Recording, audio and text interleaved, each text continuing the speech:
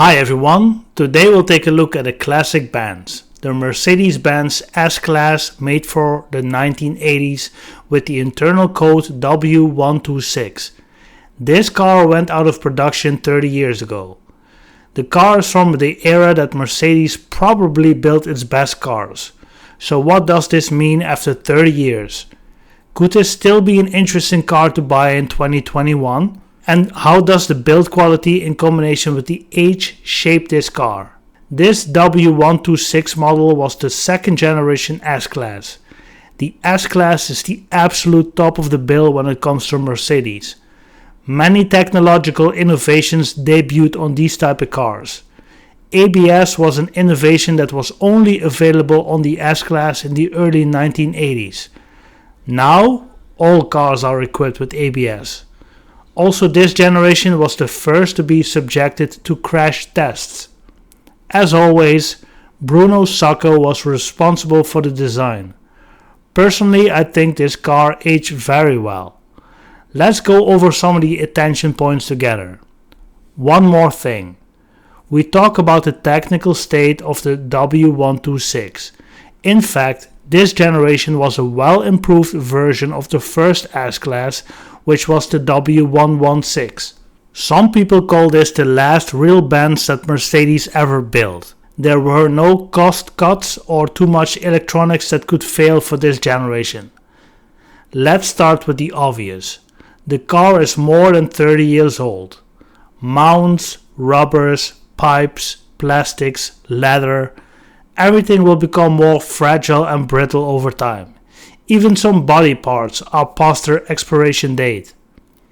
Depending on the state of the vehicle, the weaker points of the W126 include timing chain guides, chain tensioners. Rust is a concern mainly at rocker panels and wheel wells. Then there are balance issues with the driveline of the car, especially noticeable when Mercedes introduced larger 15-inch wheels on the car in 1986. Newer tire technology and the balancing of the wheels helps to minimize these problems. So alignment of the wheels and balancing is extremely important to have a good riding car. This seems to be more important in this generation S-Class. Then the seats. After all these years, they can be sagging, the headliners too.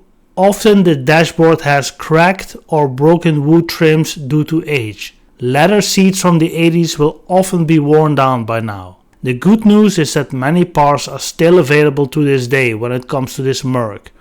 Original parts are the best and the most reliable, but will cost you more than non-original parts for obvious reasons. Can you daily drive this car? I think you can. The engines in these cars might be old, but they are bulletproof. They come from an era where things were simpler and more mechanical instead of more electrical. That being said, if you want to daily drive the car, make sure that chains, tensioners, engine mounts are good.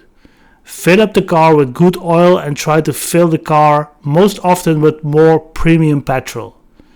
Mileages on a car that is kept well is not a big deal. Well-kept examples of this type of car will still be pricey. You can cut costs by doing something of the maintenance yourself. Sometimes it will be a good idea to do specialized maintenance by a Mercedes dealership itself. Your average mechanic might not fully understand the engine and the weaker parts. If you keep all this in mind, you will be able to daily drive this car and it will be reliable. All gasoline W126s came with some form of K-Jetronic electromechanical fuel injection. Fuel distributors and pumps can see aged seals, which could leak to fuel under the hood and underneath the tank.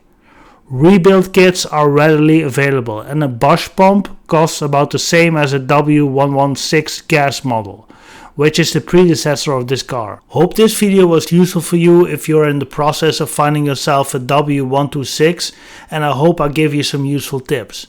If you find these videos interesting, subscribe to my channel to stay updated with the latest car buying reviews. Thanks for watching.